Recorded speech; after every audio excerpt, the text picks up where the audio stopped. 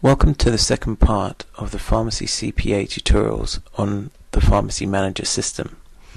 In this part we will show you how to dispense medicines for a specific patient. First, click on the Dispensary tab. This will be your default page for dispensing. You will see the different entry fields. First is Patient in white, then second is Prescriber in grey, which you cannot enter at the moment.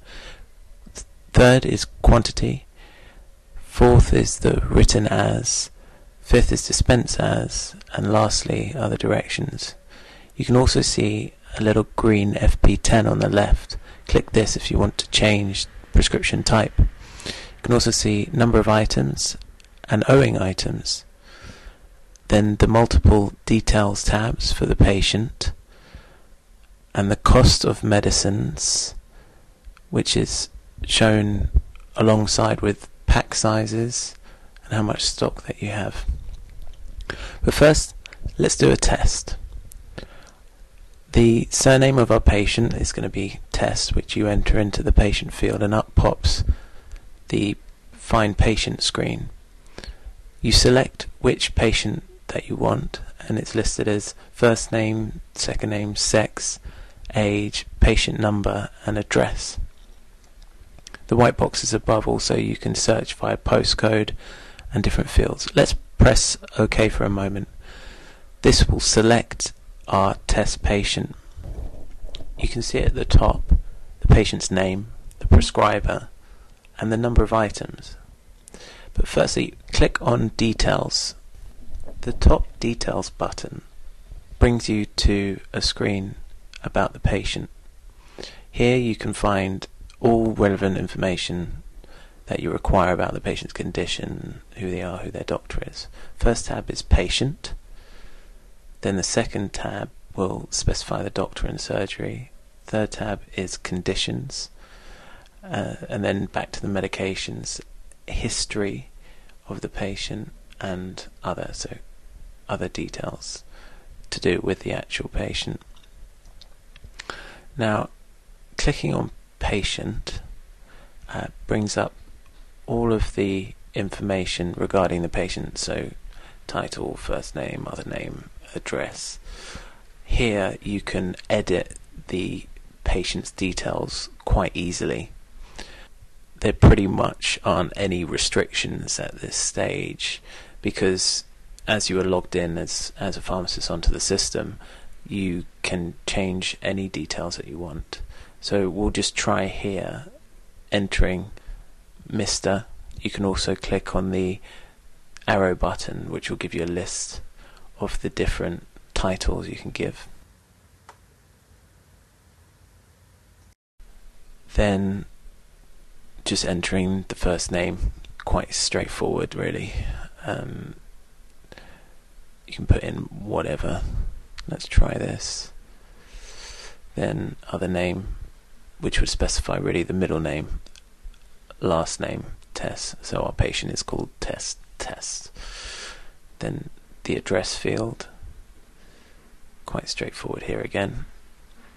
Just enter any old thing.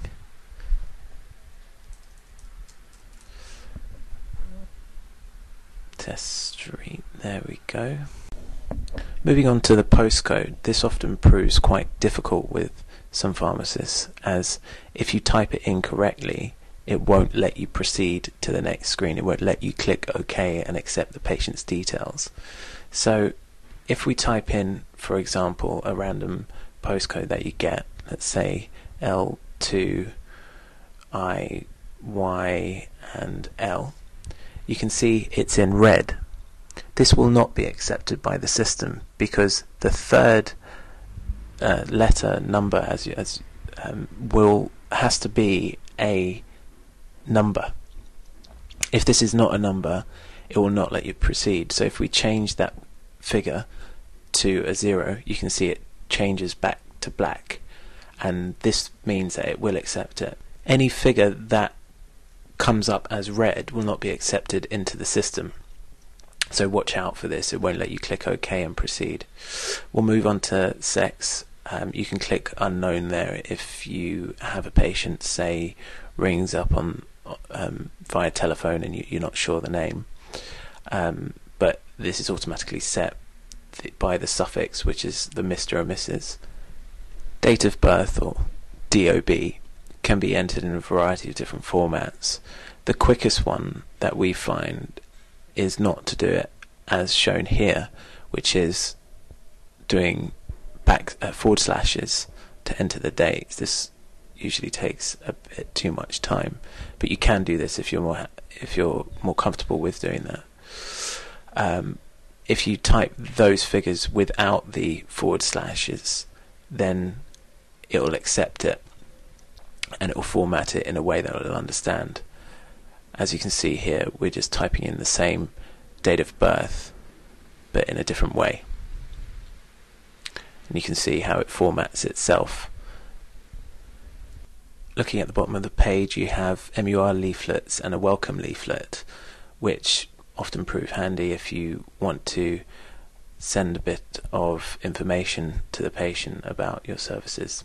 Click apply and then close, and all the details that you've just entered, making sure that they're all not in red, will be accepted into the system, and you've got new updated test. Moving on, you can add the number of items that is on your prescription. This is down to how many items on one FP10 form. If you have multiple FP10 forms, don't add all of the items together, just add how many items on that prescription. Then the next text entry field is what is actually written on that prescription.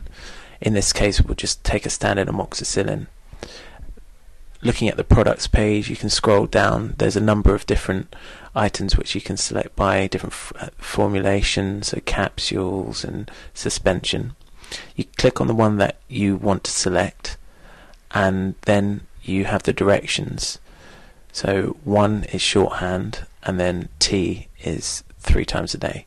Quite standard. You don't need to press return once you type that in. You just press space and it will do all the formatting for you. Below as well, you can see that takes regularly and complete this course, which is a standard with antibiotics and contains penicillin. So this does not need to be written into there. You can also see at the bottom that it says incomplete prescriber data. The quantity of 42 is outside the normal range because you don't really have. So we'll change this again. We'll just give you some more examples of the shorthand that can be used in this program. So 1 again, 1 to be taken, which can be deleted. Then you can write 2 and then space, which would mean 2 to be taken. And then again, if we delete this, then you can type in 3 space and it will do all the formatting for you. If you press enter as well after pressing 1, 2 or 3, it will enter it and format it, but you'll go to the next line, and this often, if you're writing quite complex directions, won't be the best way to go about it. So we'll just play around with some of the directions and show you some of the shorthand that can be utilized in this program just to make the process a little bit quicker. You can see also on the left, next to or underneath the directions, there's a green kind of torn prescription which says FB10 underneath. This is your default prescription which you will use all the time. So if you do have a dental prescription or a private prescription, just click on the FP10 icon and you can select what type of prescription you have. And that's the end of the second tutorial.